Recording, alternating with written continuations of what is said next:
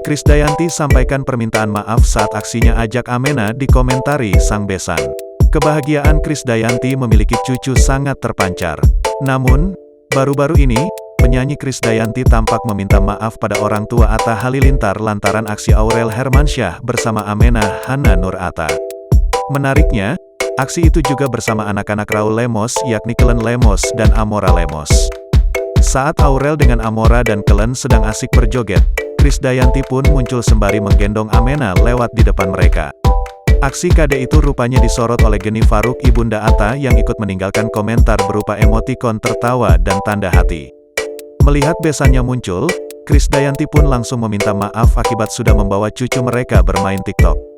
Ibu besan maaf ini Amena joget, ucap Kade.